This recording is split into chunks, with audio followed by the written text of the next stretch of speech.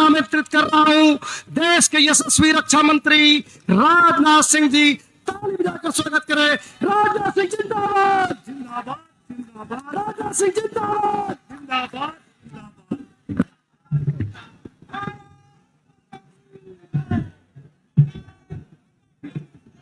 आप लोग बोलिए भारत माता की, मैं बोलूंगा जय अकेले। बोलिए आप लोग सभी लोग एक साथ, जय जय। बहुत बहुत धन्यवाद।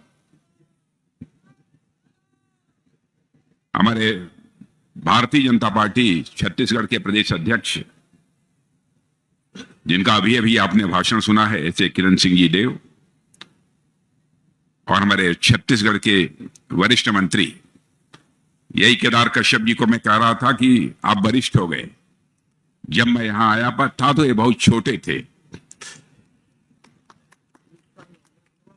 और आज जब इनको वरिष्ठ मंत्री कहा जा रहा था तो मुझे बड़ा अटपटा लग रहा था कि होता ये वही केदार कश्यप आज वरिष्ठ मंत्री हो गए।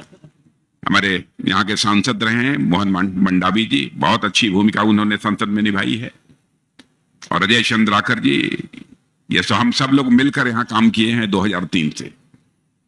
प्रेम प्रकाश जी पांडे जी जो हमारे लोकसभा के स्पीकर भी रहे, बहुत ही सुलझे हुए एक ऐसे नेता, लोकसभा के समन्वयक हैं। और भरत मटियारा जी लोकसभा के संयोजक, पवन साहू जी जिलाध्यक्ष, यज्ञदत्त जी शर्मा लोकसभा सह संयोजक, श्री प्रीतम जी साहू पूर्व विधायक, श्री वीरेंद्र साहू पूर्व विधायक। इस सभा में मौजूद मेरे सभी सम्मानित बहनों एवं भाइयों, संभवतः लंबे अरसे के बाद किसी सार्वजनिक सभा को संबोधित करने के लिए आप सबके सामने खड़ा हुआ हूं। लंबे समय के बाद आया हूं, फिर भी आप लोगों ने गर्मजोशी के साथ तालियां पहनाकर, फूलों के गुच्छे देकर हम लोगों का स्वागत किया है। लेकिन मैं भूल नहीं सकता उस भारत की परंपरा को जिसमें स्वागत, अभिनंदन और सलाम दुआ कभी एक तरफा नहीं होता है। इसलिए मैं भी अपनी तरफ से शीश झुकाकर आप सभी बहनों भाइयों का हार्दिक अभिनंदन करता हूं, आप सभी का मैं स्वागत करता हूं।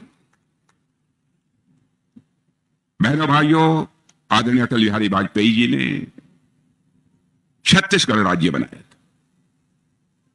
दो आदिवासी राज्य बने, छत्तीसगढ़ और झारखंड।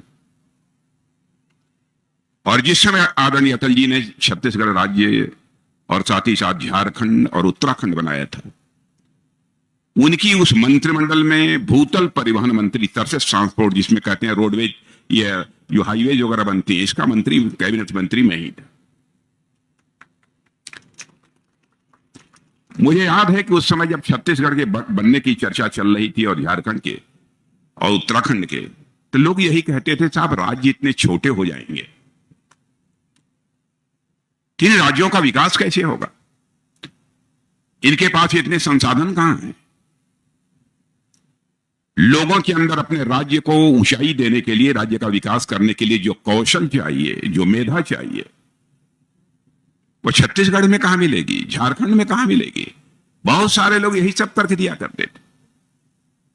लेकिन बहनों भाइयों, जिस विभाजन हो जाने के बाद, और यहां पर पहली विभाजन के बाद डॉक्टर रमन सिंह के नेतृत्व में सरकार बनने के बाद लगातार 15 वर्षों तक सरकार रही है। शायद आपको जानकारी है कि नहीं है, मैं नहीं कह सकता हूं। भारत के किसी कोने से आने वाला व्यक्ति जिसने पहले भी छत्तीसगढ़ को देखा था और आज आकर छत्तीसगढ़ को देखता है, तो कहता है कि भारतीय जनता पार्टी की सरकार ने सचमुच छत्तीसगढ़ में करिश्मा किया। मैं बैठे बैठे भोजराज जी नाग से पूछ रहा था, ये हमारे चंद्राकर जी से, यह सब सारा भवन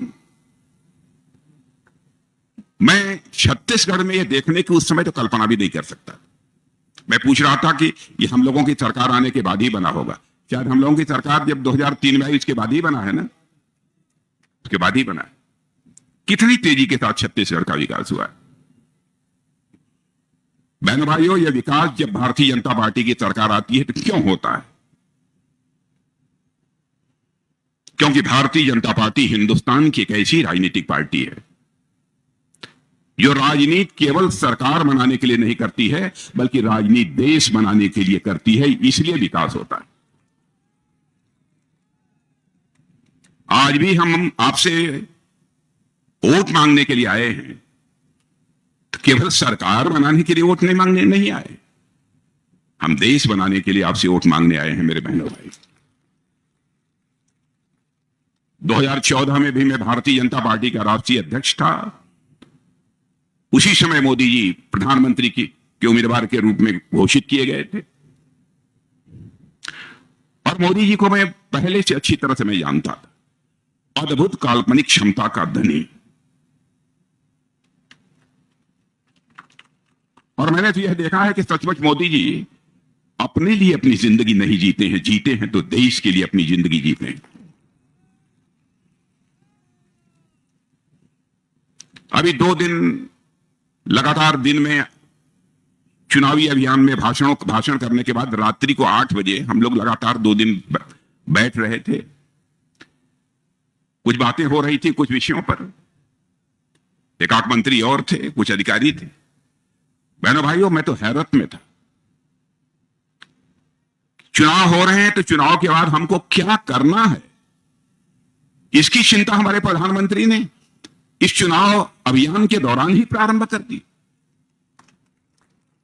आज सवेरे रेल मंत्री जी का टेलीफोन आया था, तब उनसे कह रहा था, वो भी थे। मैंने कहा क्या है, हम लोग सौभाग्यशाली हैं बहनों भाइयों कि मोदी जी ऐसा प्रधानमंत्री भी देश को मिला है।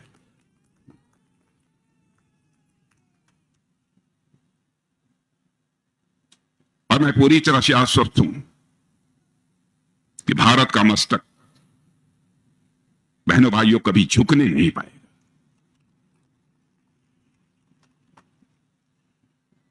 सारे विश्व में भारत के बारे में धारणा पहले क्या थी? धारणा यही थी सारे विश्व में भारत के बारे में कि भारत कमजोर भारत है, भले ही हमारी जनसंख्या अधिक थी,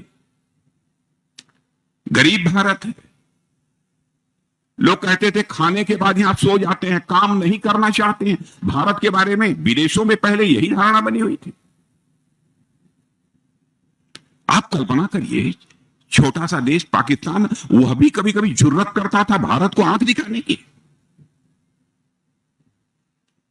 लेकिन आज आपको जानकर खुशी होगी मेरे बहनों भाइयों, दुनिया के अधिकांश देशों में मेरा जाना हुआ है, जाता हूं, अंतर्राष्ट्रीय मंचों पर मैं अपने विचार व्यक्त करता हूं।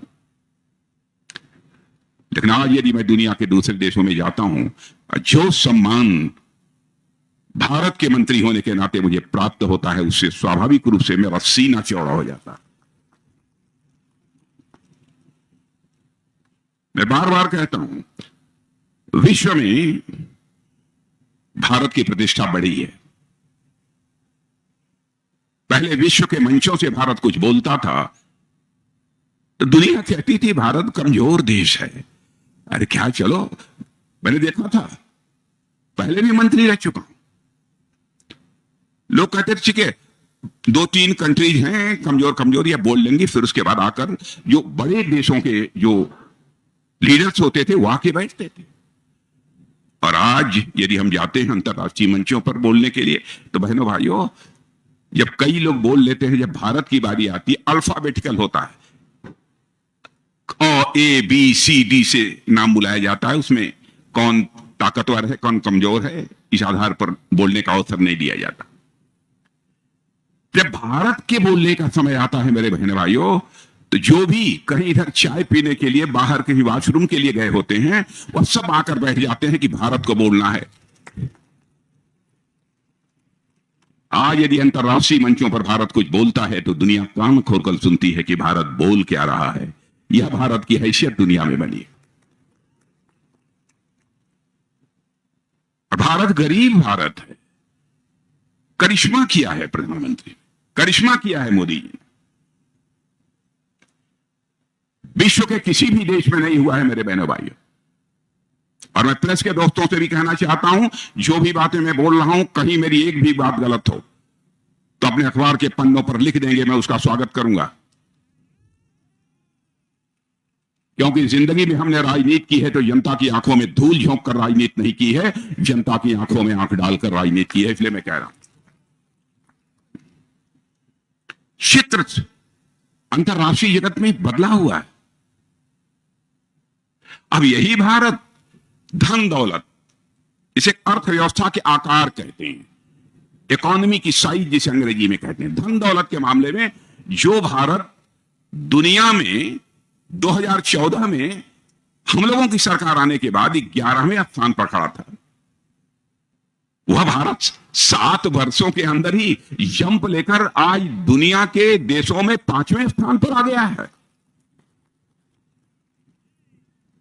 और मैं नहीं कह रहा हूं, भारत के लोग नहीं कह रहे हैं, दुनिया के लोग, बड़े बड़े अर्थशास्त्री और बहुत बड़ी बड़ी वित्तीय संस्थाएं जिन्हें फाइनेंशियल फर्म्स कहते हैं, वह दावा कर रही हैं, अरे साहब, दुनिया की सबसे तेजी से आगे बढ़ने वाली अर्थव्यवस्था इस समय किसी की है तो बहनों भाइयों हमारे और आपके देश ये भारत की है।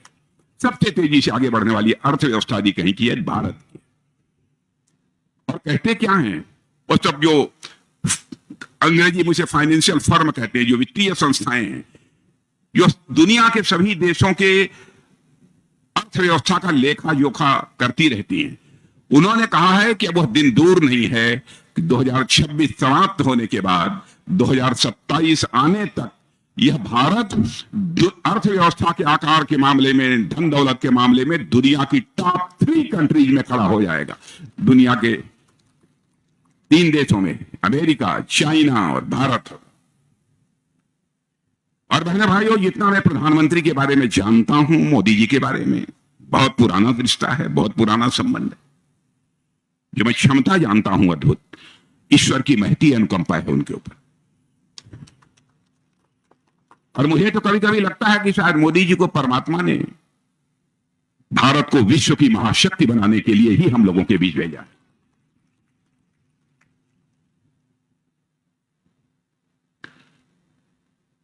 और बार बार जब हम लोग घोषणा पत्र के बारे में बात कर रहे थे, 2014 में चूंकि पार्टी का अध्यक्ष मैं ही था, उसमें हमारी ही देखरेख में बना था चुनावी घोषणा पत्र, डॉक्टर मुरली मनोहर जी जोशी उसके अध्यक्ष थे। 2019 में भी प्रधानमंत्री जी ने कहा, राजनाथ जी आप जिम्मेदारी संभालिए, और 2024 में भी उन्होंने कहा कि आप ये जिम्मेदारी संभालिए। एक एक चीज को देखते हैं, कहते हैं इसमें ऐसा कुछ नहीं होना चाहिए जो हम न कर पाए। और बहनों भाइयों, आपने देखा होगा कि कांग्रेस पार्टी, दूसरी राजनीतिक पार्टियां बहुत सारे वादे जनता से करती हैं चुनाव के दौरान, और मैं समझता हूं कि जितने वादे कांग्रेस ने अब तक देशवासियों के साथ किए हैं, यदि आंशिक रूप से उन्होंने पूरा कर दिया होता तो भारत पता नहीं वर्षों पहले दुनिया का धनवान देश बन गया होता, दुनिया का ताकतवर देश बन गया होता। और हालत आपने नेताओं की देखी होगी, जनता में नेताओं के बारे में क्या धारणा बनी हुई थी। अरे साहब, नेताजी हैं, नेताजी का मतलब झूठ बोलते हैं, नेताजी हैं ये तो कह रहे हैं, करेंगे नहीं, यह धारणा बनी हुई थी। बहनों भाइयों, किसी राजनीतिक पार्टी के नेता के बारे में धारणा होगी, लेकिन भारतीय जनता पार्टी के नेता के बारे में धारणा नहीं हो सकती है। उठाकर देखे कोई हमारा चुनावी घोषणा पत्र, आज का नहीं। मैं याद दिलाना चाहता हूं, 1951 में जब भारतीय जनसंघ के रूप में काम कर रही थी हमारी पार्टी, उस समय ही हम लोगों ने कहा था हम आएंगे तो जम्मू कश्मीर, जिसमें धारा 370 लगी है, जिसके तहत उसको विशेषाधिकार प्राप्त है, वो धारा 370 को हम समाप्त करेंगे। और जब जब चुनाव होता था तब तब हम कहते थे, हमारे उस समय के नेता पंडित श्यामा प्रसाद मुखर्जी ने अपना बलिदान भी दिया। लोग कहते थे ये भाजपा वाले गुमराह करते हैं, जनता की आंखों में धूल झोंकते हैं, धारा 370 समाप्त करेंगे। लेकिन हम लोगों ने बराबर कहा, जिस दिन संसद के दोनों सदनों में बहुमत मिल जाएगा हम धारा 370 समाप्त करेंगे। मिल गया, चुटकी बजाकर बहनों भाइयों धारा 370 हम लोगों ने समाप्त कर दिया। अभी हमारे भोजराज जी राम मंदिर की चर्चा कर रहे थे, मुझे याद है मैं भी उस आंदोलन में शामिल था। एक दिन का सत्याग्रह मेरे नेतृत्व में भी हुआ था, ढांचा गिरने के बाद। जब हम लोग नारा लगाते थे राम लला हम आएंगे मंदिर यहीं बनाएंगे, तो कांग्रेस के कुछ लोग खड़े रहते थे उधर से नारा लगाते थे, लेकिन तारीख नहीं बताएंगे। लेकिन आपने देखा बहनों भाइयों, राम लला अपनी कुटिया से निकलकर अपने राजमहल में स्थापित हो चुके हैं। मुझे ऐसा लगता है, पता नहीं आपको लगता है या नहीं लगता है, कि भारत में राम राज्य का आगाज हो चुका है। मेरे बहनों भाइयों, राम राज्य आकर रहेगा। राम राज्य कहते कैसे किसे? जिसमें कि व्यक्तियों के अंदर कर्तव्य बोध पैदा हो। हमारा कर्तव्य क्या है, इस संबंध में लोगों के अंदर बोध पैदा हो, ज्ञान पैदा हो, अधिकार बोध नहीं।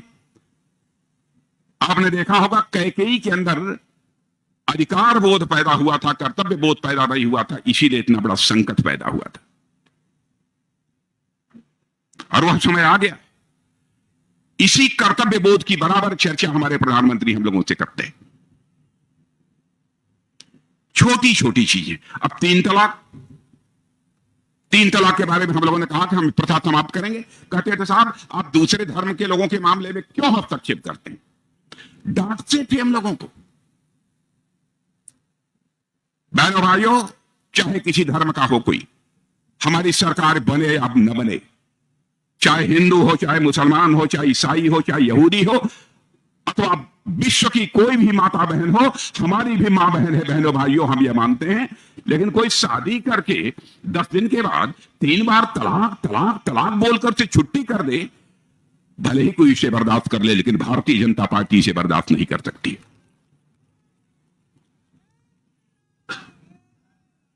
3 तलाक की प्रथा को भी हमने समाप्त कर दिया। यानी हम जो कहा है मैंने किया है। भारत की राजनीति में पैदा हुए विश्वास के संकट को हम लोगों ने चुनौती के रूप में स्वीकार किया है। मेरे बहनों भाई, हम लोगों की यह धारणा रही है, हमारे प्रधानमंत्री जी की सोच रही है, जब तक हर व्यक्ति का विकास नहीं होगा, और विकास केवल नहीं कि उसके पास खाने पीने का साधन मुहैया हो जाए, उसका पढ़ाई भी होनी चाहिए, लिखाई भी होनी चाहिए, ज्ञान भी होना चाहिए, संस्कार भी होना चाहिए, सब कुछ होना चाहिए। तभी भी हम भारत को जो विश्व गुरु बनाना चाहते हैं, तभी हमारा विश्व गुरु भारत को बनाने का स्वप्न साकार हो पाएगा। इस चीज की बराबर चिंता हमारे लोगों ने की है। अब जैसे भारत में लोग भूखे रहेंगे तो राम राज्य की कल्पना की जा सकती है। बहनों भाइयों, आप सदा सहता देखिए, इसकी आपने कल्पना नहीं की होगी। कोरोना का संकट जब पैदा हुआ, स्थान स्थान पर नौकरी करने वाले लोग जब काम बंद हो गया, उनके यहां अपने घरों को वापस हो रहे थे, पैदल वापस हो रहे थे।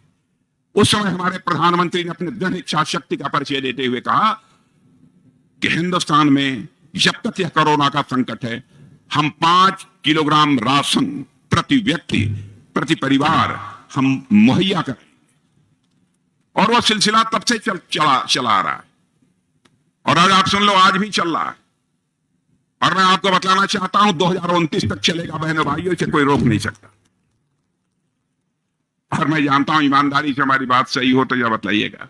एक एक परिवार में मुझे जानकारी है कि 3-3, 4-4, 5-5 लोग 5-5 किलो ले रहे हैं। ये सही बात है कि नहीं? सही बात है कि नहीं है? क्या इसकी कल्पना की जा सकती थी? भ्रष्टाचार की चर्चा राजीव गांधी जी किया करते थे। एक बार कांग्रेस के शासन में जो भ्रष्टाचार रहा है, बहनों भाइयों, एक भी सरकार कांग्रेस की ऐसी केंद्र की नहीं रही है जिस पर भ्रष्टाचार का आरोप न हो। आपने 5 वर्षों के लिए छत्तीसगढ़ में बना दी कांग्रेस की सरकार। बताइए, गोठन घोटाला, बहनों भैया, गोबर घोटाला, सब गोबर कर दिया है। बराबर घोटाले हुए। जब कांग्रेस की सरकारें केंद्र में हुआ करती थी तो उसमें कभी जीप घोटाला, कभी राफेल घोटाला, कभी राशन घोटाला, कोई न कोई घोटाला यह बराबर हुआ करता था। यह कांग्रेस का चरित्र था। कभी रक्षा घोटाला, सीमाओं की रक्षा जिन हथियारों से होती है उसकी खरीद में भी घोटाला घोटालों का दौर चल पड़ा था। लेकिन बहनों भाइयों, मैं सीना ठोक कर कह सकता हूं, 10 वर्ष तक मोदी जी के नेतृत्व में सरकार रही है। भारत क्या, दुनिया का कोई व्यक्ति उंगली उठाकर नहीं कह सकता कि एक भी कोई भ्रष्टाचार का आरोप हमारी सरकार के ऊपर लगा हो। एक भी आरोप हमारी सरकार के ऊपर लगा। अब कुछ लोगों के खिलाफ ईडी सीबीआई कार्रवाई कर रही है, तो हमारे कुछ कांग्रेस के लोग कहते हैं, अरे बताइए साहब, चुनाव आ गया, आप कार्रवाई करा रहे हैं। अरे भाई, ये एजेंसीज हैं, जहां से उनको जानकारी मिलेगी, गड़बड़ किया है, जनता का धन लूटा है, लोगों के आंखों में धूल झोंका है, लोगों का खून चूसा है, क्या एजेंसीज को कार्रवाई नहीं करनी चाहिए? और दूसरी चीज, हमने गलत किया है तो कम से कम अदालत पर तो किसी का दबाव नहीं है। कोर्ट में जाकर आप राहत क्यों नहीं ले लेते हैं बहनों भाइयों? कोर्ट से भी उनको राहत नहीं मिल रही है, साल साल, 1.5 साल, 2 सालों से जेल में पड़े हुए। और हमारे मोदी जी ने कहा कि भ्रष्टाचार पर अंकुश लगाने का हमारा अभियान जब तक मैं रहूंगा तब तक हिंदुस्तान में चलता रहेगा। जनता को लूटने की इजाजत किसी को नहीं दी जा सकती। राजीव गांधी एक बार भारत के प्रधानमंत्री थे। उन्होंने भ्रष्टाचार को लेकर चिंता व्यक्त करते हुए कहा, क्या करें, हम ऊपर से 100 पैसा भेजते हैं, लेकिन नीचे पहुंचते पहुंचते बामुश्किल 14 पैसा लोगों तक पहुंच पाता है। यानी 86 पैसा 100 पैसे में भ्रष्टाचार की भेंट चढ़ जाता। यह लाचारी व्यक्त की थी। मैं उनकी आलोचना नहीं कर रहा हूं, मैं किसी प्रधानमंत्री की आलोचना नहीं करता। स्वस्थ लोकतांत्रिक व्यवस्था में विश्वास करता हूं, हेल्दी डेमोक्रेसी, क्योंकि मैं मानता हूं प्रधानमंत्री व्यक्ति नहीं है, संस्था है। चाहे कहीं का उसको गाली गलौज उसके साथ नहीं की जानी चाहिए, लेकिन मोदी जी को गाली देते हैं, ये लोग गाली देते हैं। मैं गाली नहीं दे रहा हूं किसी प्रधानमंत्री को। अब उन्होंने लाचारी व्यक्त की, 100 पैसा भेजता हूं, 14 पैसा नीचे पहुंचता है, लेकिन मोदी जी ने चुनौती को स्वीकार किया। और बहनों भाइयों, आज 100 पैसा ऊपर से चलता है तो 100 का 100 पैसा आपकी जेब में पहुंचता है, 100 का 100 पैसा आपकी जेब में पहुंचता। भ्रष्टाचार पर अंकुश भाषण देकर नहीं लगाया जा सकता। भ्रष्टाचार पर यदि अंकुश लगाना है तो व्यवस्था में परिवर्तन करना होगा, तभी जाकर भ्रष्टाचार पर अंकुश लगाया जा सकता है। अब राशन लेने के लिए मैं ये पूरा विश्वास है, पता नहीं 5 साल में यदि यहां की कांग्रेस सरकार ने कुछ गड़बड़ किया हो तो मैं नहीं कह सकता हूं। आज यदि आधार कार्ड आप लेकर जाएंगे, एक छटाक भी हिम्मत नहीं है किसी की कम राशन आपको दे दे। आप जाइए, अंगूठा दबाइए और अपना 5 किलो लेकर सीधे राशन की दुकान से चले आइए। यह है कि नहीं है? है तो ताली बजाओ, नहीं है तो मत बजाओ। हम कैसे जानेंगे है कि नहीं है? क्योंकि बहनों भाइयों, में कोई बात झूठ नहीं बोलना चाहता। अब ये बतला रहे हैं कि कौन है पांडे जी? पांडे जी बतला रहे हैं पहले 5 किलो खा जाते थे। बहनों भाइयों, यदि आपके पेट पर किसी ने लात मारने की कोशिश की तो उसका स्थान उसका घर नहीं होगा, सरकार की जेल होगी, सरकार की जेल होगी। गरीब जिसके पास बीमार हो जाने पर इलाज कराने की व्यवस्था नहीं है, 5 लाख रुपए तक का मुफ्त इलाज, आयुष्मान भारत योजना। और बहनों भाइयों, आगे और देखते जाइए। कल हमारा चुनावी घोषणा पत्र जारी होगा, उसके पहले मैं कुछ नहीं कहना चाहता।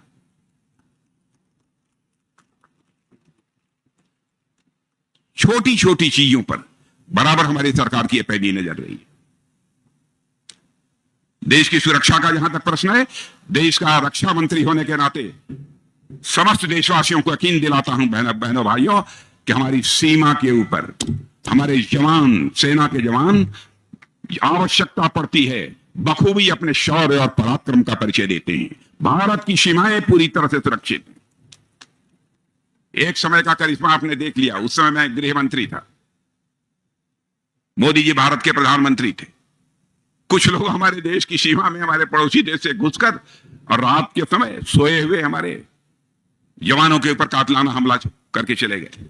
उरी या पुलवामा की 2 घटना हुई। उसके बाद जो हुआ आपको मालूम ही है।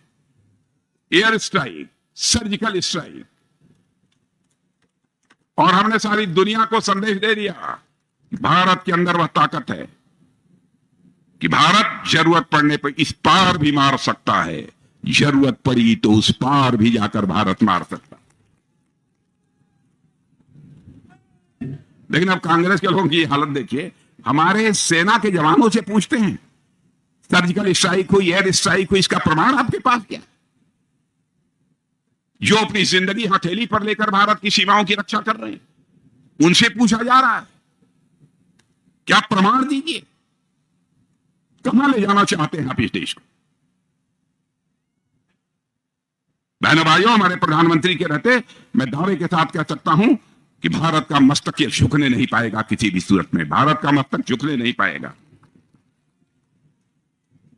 हम लोगों ने बहुत सारे काम किए हैं, सारे कामों की चर्चा करूंगा तो लंबा समय लगेगा। हम सबको यहां सफलताएं मिली हैं, वहीं पर हमको कुछ असफलताएं भी मिली। आपने देखा कि हमारे वैज्ञानिकों ने चंद्रयान 2 कोशिश की कि हमारा कोई भारतीय चंद्रमा पर पहुंच जाए। अब चंद्रमा अब सूर्य तक भारत पहुंचना चाहिए, यह भी कोशिश हो रही है। जब चंद्रयान 2 तैयार करके हमारे वैज्ञानिकों ने कोशिश की वहां तक पहुंचने की, बहनों भाइयों नहीं सफल हो पाए। वैज्ञानिकों की आंखों में आंसू आ गए, क्योंकि मैं स्वयं वैज्ञानिकों के बीच, क्योंकि डीआरडीओ वैज्ञानिकों का जो विभाग है मेरे पास भी है, मैं देखता हूं जब उनका कोई प्रयोग असफल हो जाता है, विफल हो जाता है, क्या हालत होती है। जैसे लगता है घर में मातम छा गया, सभी रोने लगते। एक बार तो मैं बैठा था, एक ऐसे ही मिसाइल छोड़ी गई थी,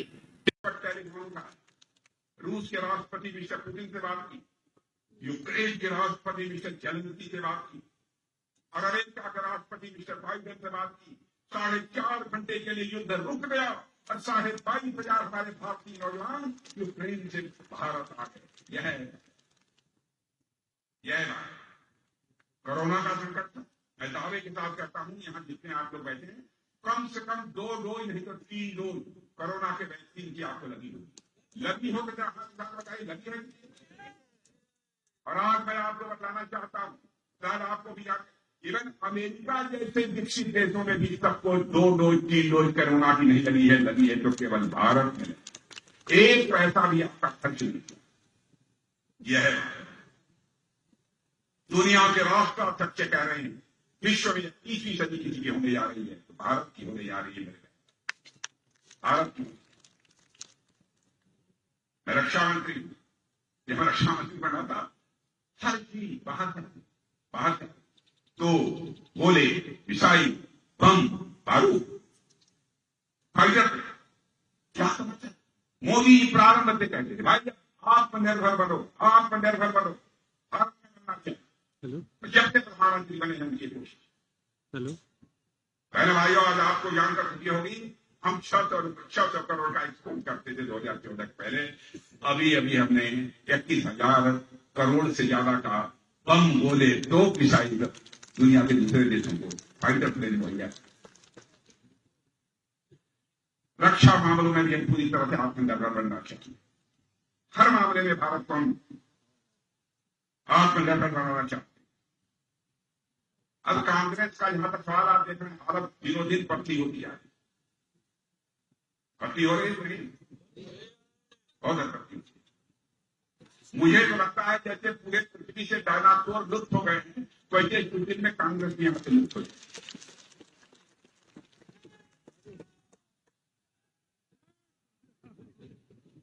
उत्तराखंड में था, तो हमको संबोधित कर रहा था, तो कुछ वहां पर था कांग्रेस पहले कुछ थी, दम था। तो मैंने वहां की जनता से कहा, इतनी बहुत भीड़ भाड़ थी, बड़ी अच्छी खासी संख्या में जनता थी। मैंने कहा था अब वहां कांग्रेस की सरकार कुछ नहीं होता। अरे मैंने कहा भैया कांग्रेस को छोड़ो, अब कांग्रेस पहाड़ चढ़ने लायक नहीं रह गई है, अब काफी बुजुर्ग हो गए। आप देखते होंगे रोज आपस में मारामारी मची है, लोग पार्टी छोड़कर कांग्रेस छोड़कर भारतीय जनता पार्टी।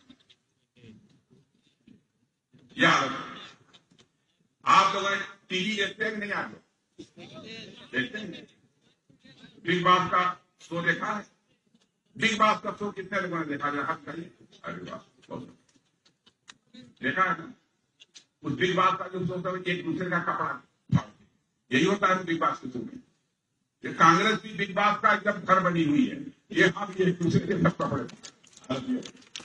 जंग लग गया है, कांग्रेस के पहले भाई जंग लग गया है। और देखिएगा 2024 के चुनाव के बाद 5, 7, 8, 10 वर्षों के बाद अपने बच्चों से आप पूछेंगे तो कांग्रेस, तो बच्चे कौन कांग्रेस, यह हालत होती है। मैंने भाइयों आपका समर्थन और विश्वास चाहिए। आज जब जनसमूह देखकर मुझे सचमुच बेहद खुशी हुई है। और अपने प्रत्याशी भोजलाल जी का पहली बार इनको मैंने देखा, जब टिकट तय होता तब तो मैं रहता हूं, जब टिकट जब दिया जाता है तब तो मैं रहता हूं। इधर देखिए,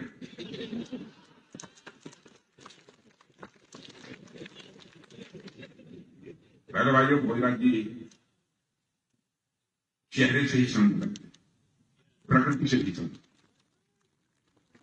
सरलता पराकाष्ठा की, इनको नख से लेकर शिखर तक शिखा तक। मैं विश्वास के साथ कहता हूं कि इन्हें सांसद चुनकर आपने भेजा तो निश्चित रूप से इस क्षेत्र को आगे बढ़ाने में कितनी मदद होगी वो आपकी मदद करें। और मैं मोहन मांडवी जी के बारे में कहना चाहता हूं, मोहन मांडवी जी ने भी संसद में अच्छी भूमिका निभाई, बहुत अच्छी भूमिका, रामायण भी बांटी। लेकिन हमारी पार्टी में क्रम ये चलता रहा, आज कभी किसी की टिकट पे लिया, कभी किसी को टिकट पे लिया। लेकिन मैं मोहन मांडवी जी की भी मैं सराहना करना चाहता हूं, उनके चेहरे पर आज मैंने शिकन नहीं देखी है बहनों भाइयों। इसका मतलब पूरे समर्पण के भाव के पार्टी के लिए वसूल करने की लिए उनकी भी मैं सराहना करना चाहता हूं। भोजलाल जी जनता ने तो मन बना लिया है संसद में भेजने का, संसद में जाएंगे तो कपड़ा पूरा बदलेंगे, यही है संसद में इनको भेज दीजिए, मैं देखूंगा कौन से कपड़ा पहनने की जरूरत होगी तो मैं ही बनवा दूंगा, लेकिन भेज दीजिए। ऐसा व्यक्ति जाना चाहिए भारत की संसद।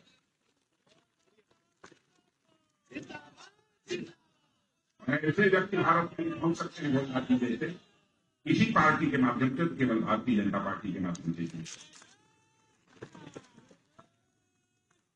अब इससे ज्यादा कुछ न कहते हुए मैं पुनः एक बार शीश झुकाकर आप सभी का अभिनंदन करते हुए अपना निवेदन यही समाप्त करता हूं। आप सबको बहुत बहुत धन्यवाद। बोलिए भारत माता की।